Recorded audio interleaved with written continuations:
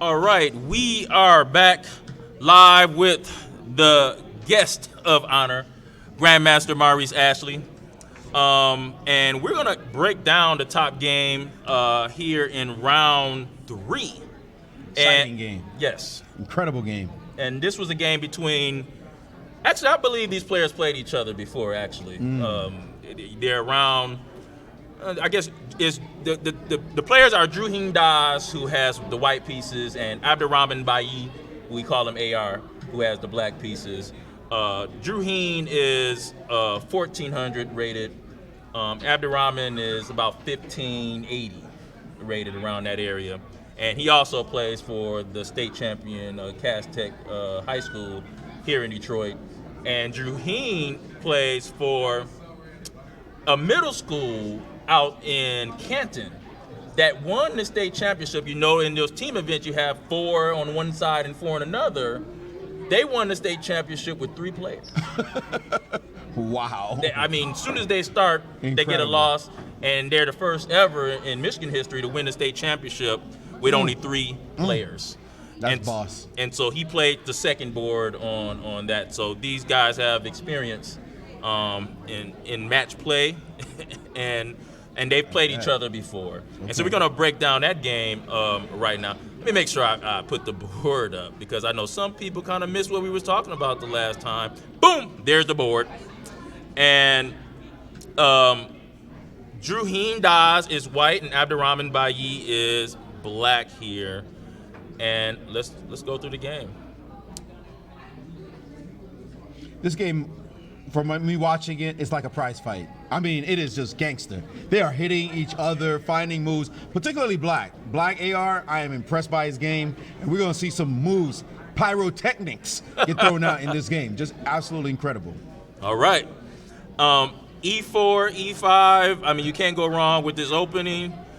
Bishop C4 again. What is it, the Detroit Gambit happening? Don't put that on us, man. That's the second time, 2 times we've gone over games, and the 2 times we've seen this move get played.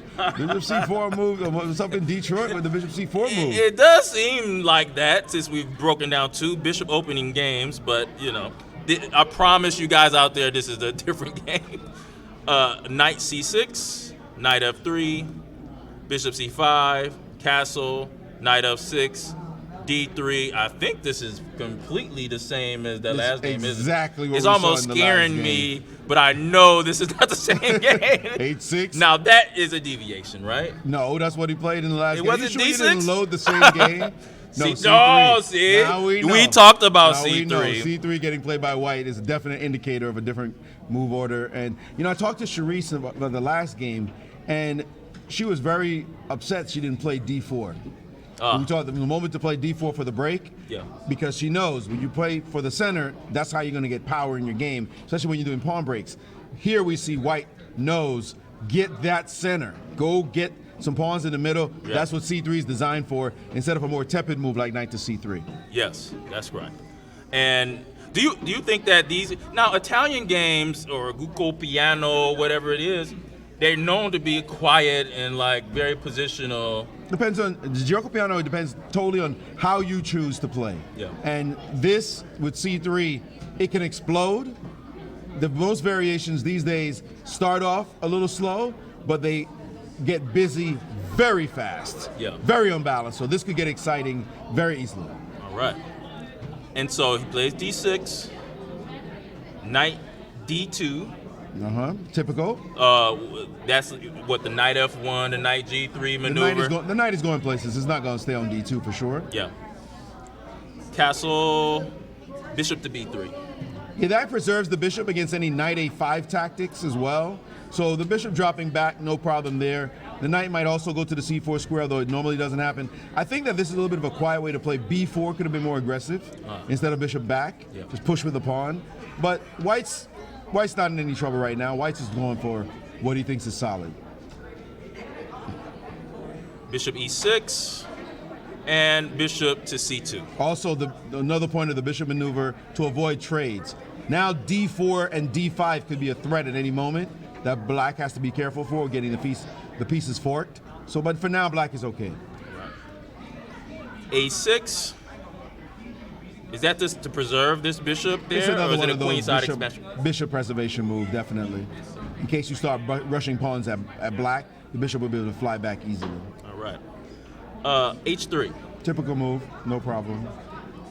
Queen to D7. And now this moment, though, white has to pay attention. Yeah. Because when the queen and bishop line up on that diagonal, as you may point out to your viewers, this is potential fire alarms going off. You never know what some crazy player with the black pieces might do, and that's what happened in this game. It did get crazy, and we're going to see some tactics fly.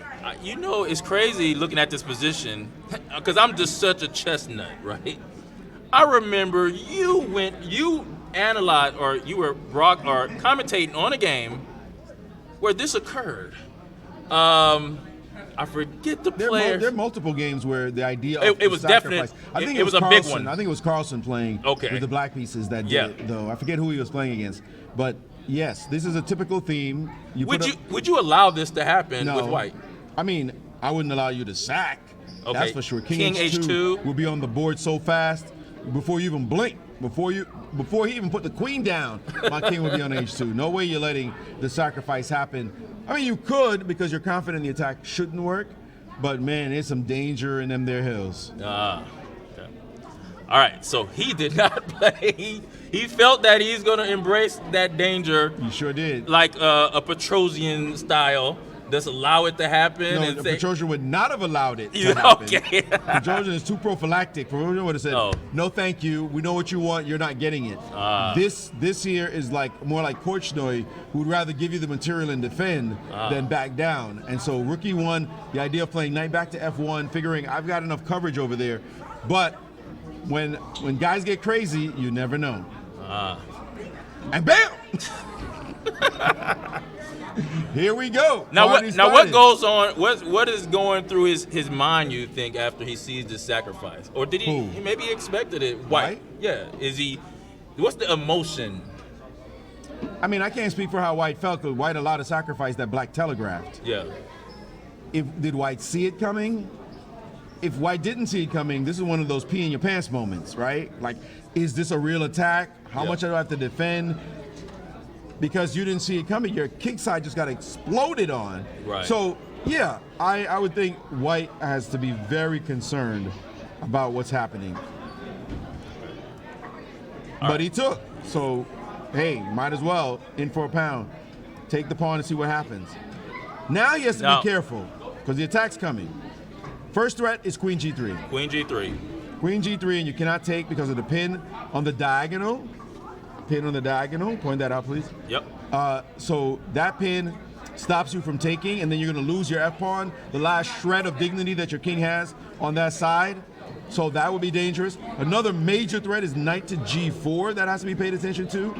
And the idea is not only to hit the f2 pawn with the knight and bishop, but also to potentially play the move f5 behind it, where a rook is behind there waiting for an attack for itself to come into the attack. So black has got thoughts. You don't blink now. Black has thoughts. Black has got some threatening ideas hovering around that king because the king is so exposed. Now that being said, you know what the threats are. You have white. What's your first defensive move? My instinct is knight h2, but that does drop queen g3 and something takes on f2. I feel like I can survive that position. My instinct is knight h2. Another idea I would want to play is the move d4, which shuts down the diagonal temporarily so I can play knight b3 on the next move. But I'd be a little concerned about giving a pawn in this moment because it is giving a pawn. Yeah. Black already has 2 pawns. So, frankly, I'm not really sure how black defends this properly. I mean, how white defends this properly. I feel like the main problem is you look at all the culprits on the wrong side of the board. Rook on a1, bishop on c1, bishop on c2. They're not participating in the defense of the king, and black has a very clear point. Knight g4, f5, f2's hanging, queen g3 check. There's one knight over there defending the king. One lone knight. My kingdom for a knight, please. Everybody else is on the other side of the board. Right. So this is a very difficult position to defend. I just would not have allowed this as white. I feel like black seems to have sufficient compensation. Oh man, you're making me feel like I'm in this position. All right, D4 is played. Respect to white. That's a boss move, trying to shut down the diagonal. It's a serious move. It does give away another pawn, though. But maybe he felt like he had to do it. Maybe he's seen all those threats you were talking about and say, look, I gotta take my moment now. Don't forget, white is up a piece for these pawns. Right? Yeah. White does have a piece for these pawns. Black has 8 pawns still, and he's capturing now. So black has 8 pawns on the board. White has only 5. White does have the light square bishop, which could become dangerous later. The question is whether or not he even survives this attack. But I think white played knight b3 now. Yeah. Looks like only move. So white's defending well. Get rid of the problem bishop. Yeah. Now, the only issue here is if d3 is any good, I'd be worried about. Did he play this move? No, he dropped he played his bishop. But what is wrong with D3? Is it knight takes C5? No, I take on c2, hitting your queen, and that wins a piece back. That wins the game. Yeah. So d3, queen takes d3, check, move the king. Let's play this line out. Okay. d3, you've got to take queen or bishop, not sure. Let's try the queen momentarily. And now let's play check, and king h1 is forced. And now bishop takes on f2. Ooh, I don't like this actually for white. I don't like this at all. So here we preserve the bishop. The e5 move is not a serious threat. That is pushing the pawn up to e5 for white because the knight is sitting there defending. So that's nothing. The rook is hanging. I think I need my rook, but if I move my rook to f1, keeping it, I am intrigued and slightly terrified by knight g4. Oh. And queen h3 looks unstoppable. Yeah, now there's death. There's no There's knight. no knight move. No knight h2. There's no knight move. You're dead. That white is dead in this line. Queen h3 is unstoppable. This looks like a ferocious attack that would have won the game for black. But let's back up, see if we could save it. After bishop f2, I was thinking about giving away my rook, giving an exchange, which black's already happy getting the material. But I'm not sure, even if I move my bishop somewhere, let's say maybe bishop e3. But knight g4, no, I'm hanging the rook on f3, a knight on f3, so I can't do that. So what am I can't move my bishop. Bishop d2 looks rancid. Bishop d2, still knight g4. No rook. I don't care about your rook. Keep your stinking rook. And it's mate. Yeah, knight. No, wait. Yeah, no, it's over. That means that queen takes might have been the culprit. But this just goes to show you the dangers of this position. Right. After that sacrifice, the defense, d3 would have been a strong move here. But the defense had to be precise because of the way the attack's coming. So I think he missed the shot with the move d3. Okay. I think that would have been a very dangerous move to face. Instead, he dropped back with the bishop and gave pawn takes pawn. Yeah. Or knight takes. Okay, I would not have played knight takes myself. But it does. The diagonal is shut down for now. Yeah. So black has to somehow kick up the attack. But remember, black already has 3 pawns for.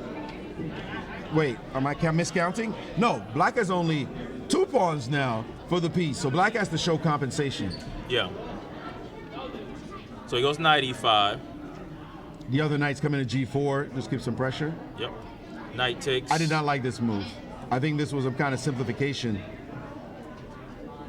Although looking at it, I might wonder what else, Mr. Ashley, what else should he have done? Like I'm looking at this position, it's very hard to bring anything over to that side of the board. Maybe no, rook e3 runs into knight g4. Knight take. And bishop f4 is not it, right? Oh no, nah, because queen takes g3. Okay. That's a good point to show to the fans. Yeah. But bishop f4. What's wrong with bishop f4? I thought maybe this bishop could be g3. And then we could take this, right? No, you can't. Oh! Take it. That diagonal is blocked. That diagonal is blocked. Okay, all right. So well, bishop f4 is indeed a move here. Wow. Bishop f4 is a move, and hold on, takes. Seems so loose. Yeah, but what do you do? I don't know. What do? Oh wait, C5 is an idea. C5, hitting the knight that's defending the knight on F3. Oh, yeah. And now if you play knight takes on E5, then pawn takes hits 2 pieces with 2 separate pawns. So that's problematic, winning for black, because black's already up material. If you play bishop takes E5, Yeah. okay, but that does save. Because bishop takes, now if you play pawn takes, Knight F5, maybe? pawn takes bishop, now knight F5, does seem to save what's happening on that side, and I think black's attack is running out of steam. I think. There is the idea of C4 And trying then knight to E3, or is that too much? Knight E3, just trying to keep this bishop blocked. blocked, but then there is He going to could be take- there's going to be rook D8.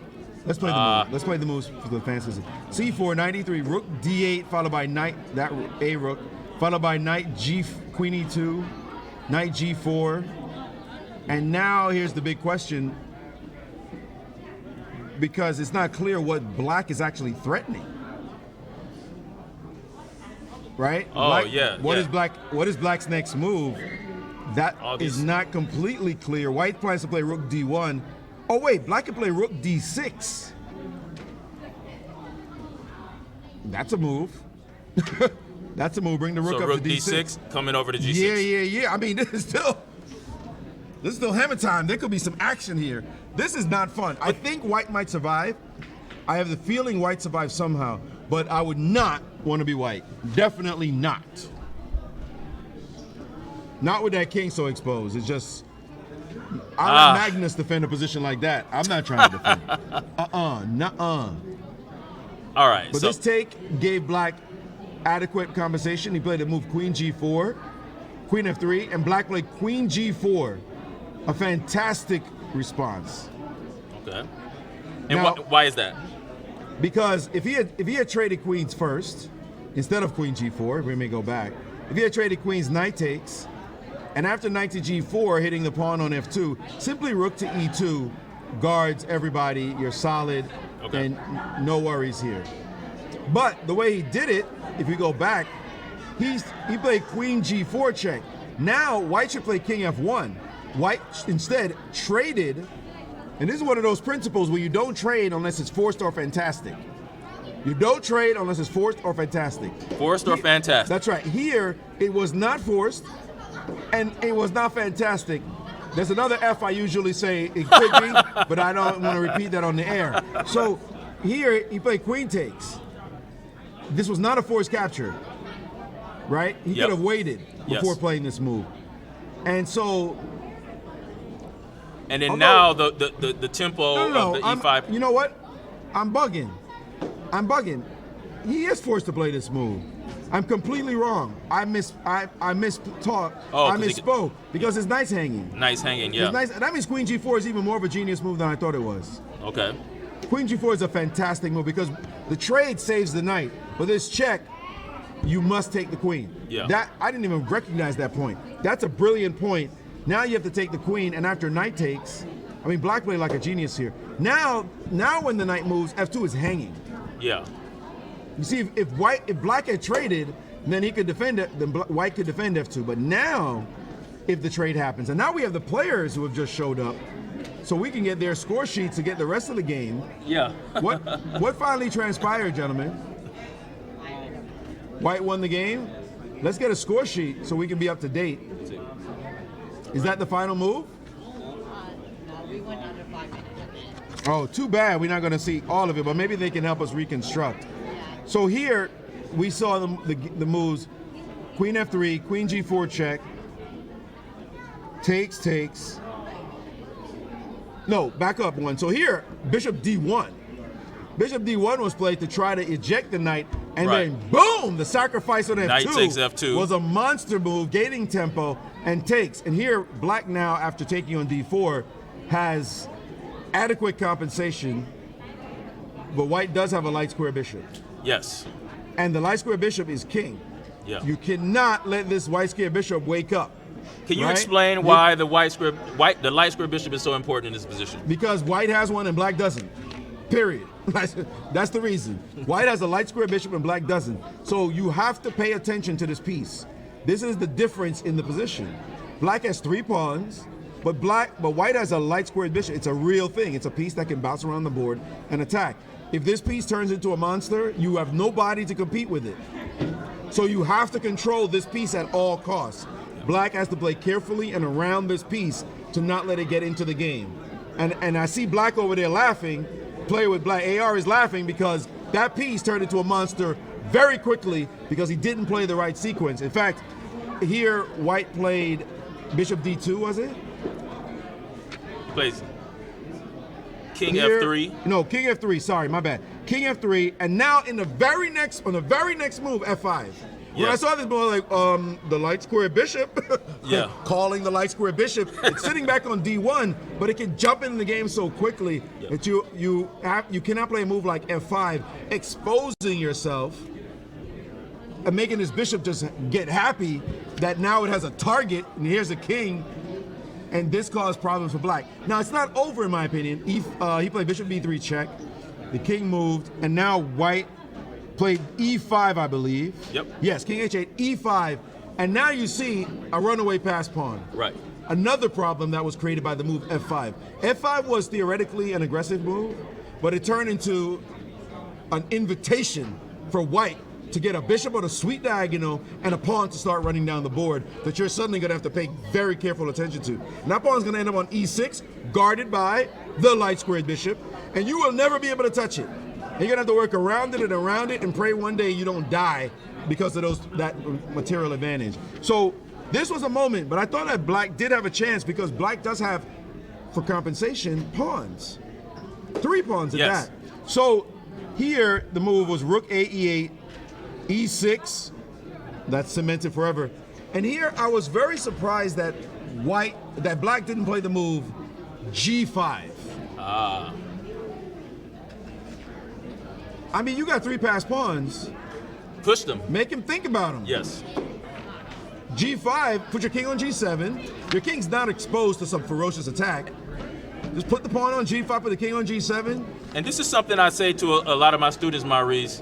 When you have a difference in the material, you got to make them an active participant in the game. That's right. Whatever you have that they don't, that's why I'm saying the light square bishop, I have it, I'm going to make you feel it. Yeah.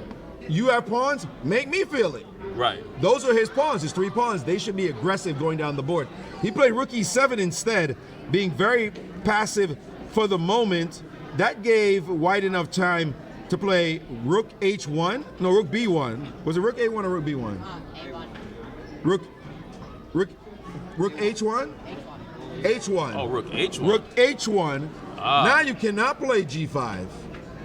I was wondering about this moment. So rook h1 is a great prophylaxis. Now Yeah. g5 is not playable because you snap off that pawn because of the pin on the h file. You can show that to the fans, right? So that couldn't happen.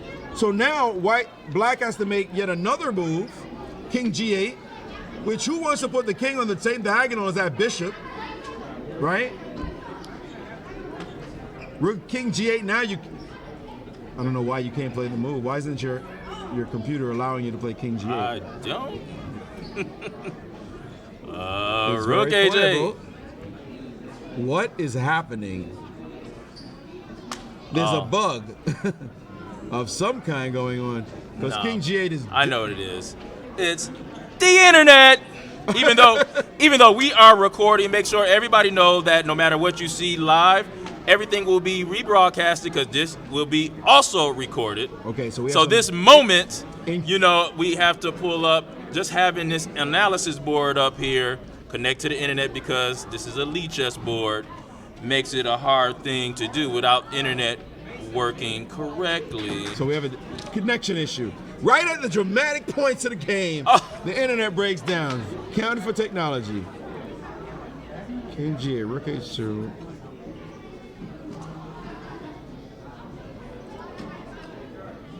Wow, this game went wild in the next few moves.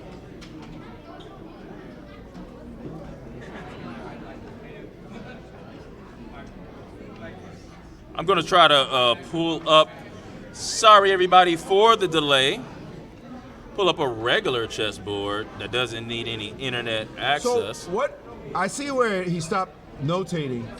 What happened after? Wait, did you go down a rook because you sacked your rook for the pawn on e6? So you had to be down that. So then you were just losing, right? Yeah. Okay. So after that, you were just losing. Yeah, you know f5 is dangerous, and then if you play f5, you have to play g5. Because once he plays rook h1, your pawn's just frozen, and that's the only plus you have, is them pass pawn. I mean, you had a great position. It was a wild position from what I can tell. I think the engine's going to say that the game was probably balanced. Maybe white's a little better. The bishop is real, but it's a game. It's three pawns. What mistake did I make in the opening? I don't think you made a mistake. I think him allowing you to play bishop takes h3 was risky. Did you see bishop h3? Yeah, I saw it, but I missed the line where he had bishop takes f7. Yeah. Which bishop? Bishop takes f7. Yeah, I missed the line where he could do bishop takes f7 and bait my king away from loading my knight on a... You mean bishop f2, not bishop f7? Yeah. Oh, yeah. Okay, yeah. No, that was nice. Queen g4 check was a fantastic move. I mean, I don't think you did anything in the opening. Your sack on h3 was sound. It was just a complicated position. You guys played perfectly up to that point. I wouldn't have allowed bishop h3 myself. I'd play king h2. No way I was letting that happen. But you played perfectly to that point.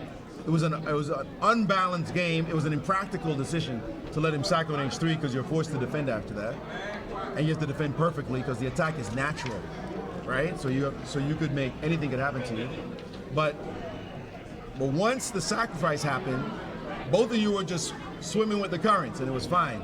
When you played f5, I was like, I don't know, but when you didn't play g5, yo, you gotta go for it at least. That was the main issue in the game, and you handled yourself well after you got to that endgame. So it was a great game. It was a great game. Just shut it down when you stop playing aggressively, or you play too aggressively with f5, and then not enough without playing g5. So you got to put all the moves in. Yep, it reset.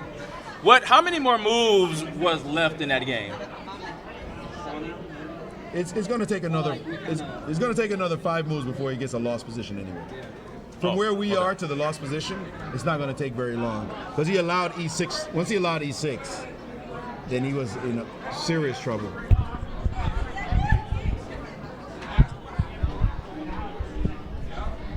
That was good stuff. So what's your score? I'm 3-1. 3-0. Wow. Excitement. Excitement. Good stuff. And shout out to, of course, the Implodians out there, for sure. To the who? Don't think Implodians. That's the group of my students. We call ourselves Implodians because we use imbalances to read the board. Gotcha. You know, initiative, material, pawn structure, lines and squares, officers, development, and space. Nice. Okay. Yeah. And so the Druheen, both of those kids are some kids that I taught this system to. And so I think it's a good system, help you read the board without memorizing a bunch of things. You just memorize the differences. Gotcha. Right?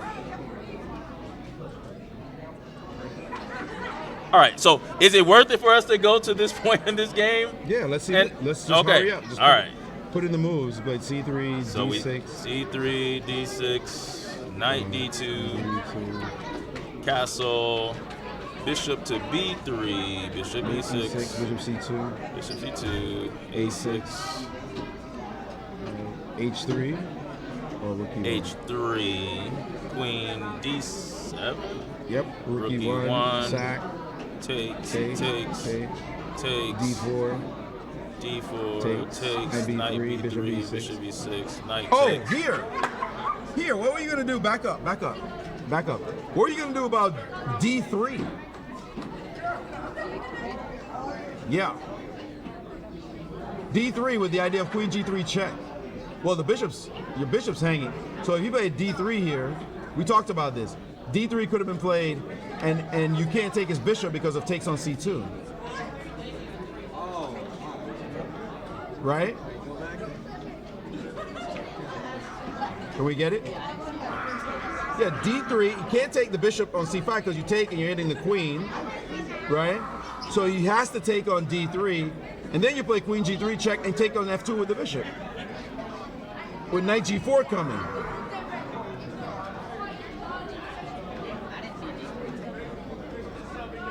Right? You're gonna take on f2 and play knight g3, and you better defend that. This would have been very difficult to defend. I think I disregarded the pawn because I was just so focused on the dark square bishop. Yeah, but it enhances the dark square bishop, right? Because he can't take it right now, and the queen g3 check comes back very fast. That would have been a beast to me. That was a big shot. Yeah. And now he's back. Knight e5. Takes, queen f3. I really like queen g4. That was a great move. Great move. I even overlooked that he had to take right now. It was a really good move. Take. And now f2's hanging. Actually, what else could you do? Bishop d1. Bishop d1 is what he played. There's nothing else to do now except go on skates. Takes, king f3, and now f5, king, bishop b3 check, king h8, and e5, and this is where we are.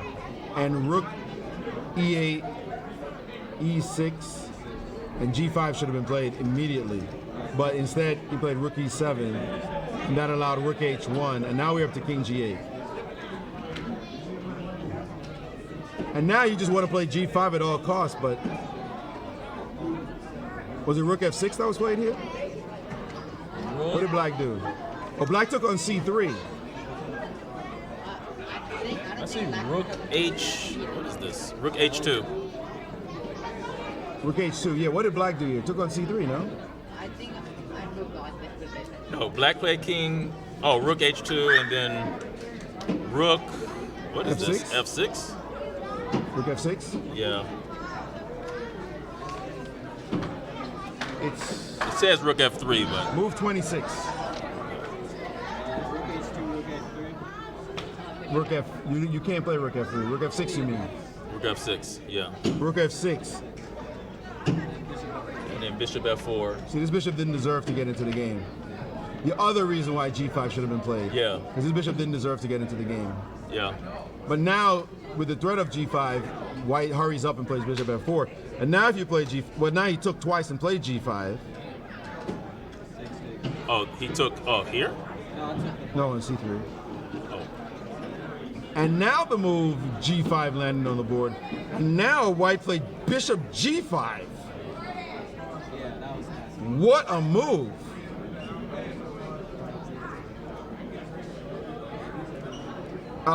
Takes and rook a h1. Wow. Threats.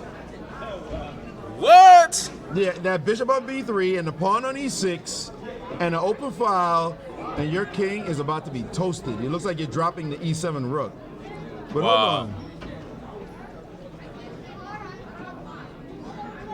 But what about bishop c5 here? Am I getting mated somewhere? Bishop d5. It's not just mate. Where? How? Check. King up. Oh, I did not. Oh wait, I did not protect it. yeah. Does that happen? I mean, you can play rook h8. Wait, no. Rook h8. Yeah, he was bringing the rook. Wait, no, the bishop is protecting. That's why I played bishop c5, was to defend the rook. Check, king up. And there's Drop. rook h6, but I'm gonna drop. Yeah. Go ahead, rook h6. I go back. You could check me, but I go back and keep my eye on your rook so you can't win my other rook. So both rooks are protected tactically. Is there a possibility to take advantage of any back rank with rook takes here? Oh, because you'll go bishop takes. Oh no, you're right. Is there a back rank issue? No, there's not. Rook Okay. takes. If you take my rook on e7, Right, and then you Go go ahead. bishop takes, No. right? You'll bishop take takes here? loses. Okay. Rook takes and bishop takes, go. Bishop takes, then rook takes rook, and if bishop takes, Check. now e7 Yeah. is check, and you can't stop the queen. Yeah. So that would win, except we're dealing with tactics here. Go back. After you play on e7, when you go back to taking on e7 the first time, back here, then after rook takes e7, you could take on h6 here. And now you have to prove something. Takes is possible. E7 is. I mean, I like white here a lot, actually, because Even if we don't make it, no, I don't know. Even if we don't make it, we're making it. yeah. We're making it because you can't stop E7. Bishop, Rook. Oh yeah, because once it lines, you can't even go to King F8. The bishop covers F7. Yeah. This is winning. This is the point at the end. It didn't even matter. I don't think you even had to. You didn't even have to take the pawn on C7. But Yeah. but why not? Like, we're hitting a bishop with tempo. This looks winning. Yeah. This is the win. It's not mate, but all the tricks of this made the sacrifice. Bishop takes G5 fantastic. Wow. At least I think so. Let's go back to the initial Rook H1 moment, because that was an amazing sacrifice. So here, takes, and Rook here.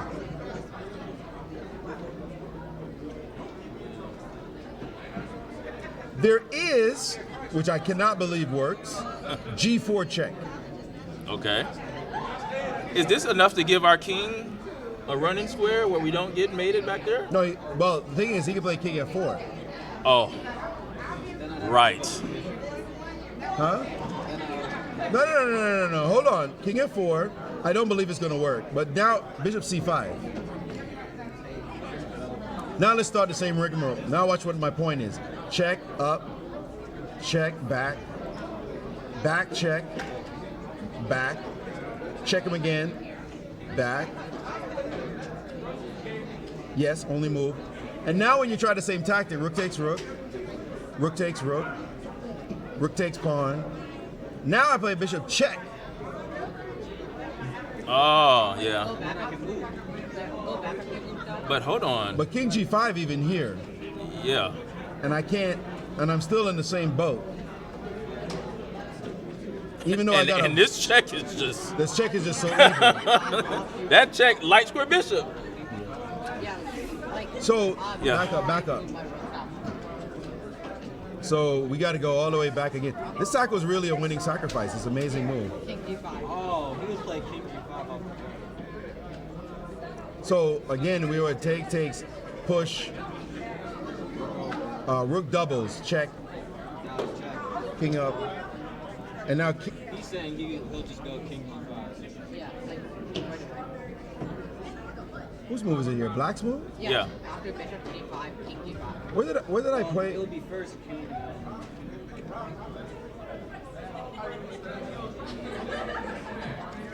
King G7. What if you play? Am I crazy? What if you play G3 here? I mean, isn't it? Oh. Okay. So And we let's do the go, same thing. Let's go. Yeah, check. No, hold on. Here As soon as you take, he can take. Here he can take. He can take the rook. No, he has rook G1. I was trying to get my pawn to push. Okay. But he has rook G. So rook takes rook. Rook takes rook. Oh, here. And now push. And he can just play rook check. And the pawn's going nowhere. Wow. Bishop G5 is a complete. Let's go back to that moment. That's a complete monster tactic. That looks like, because of all these wild lines, it actually wins. I might have to Wow. post this somewhere. Beautiful move, Bishop G5. But back up, because that means that black couldn't play G5. Back up one. One more. Just go back to the moment. Oops. Back up before, when the rook was not yet on the file, Not yet on the F file? on the H file. Oh, okay. Here.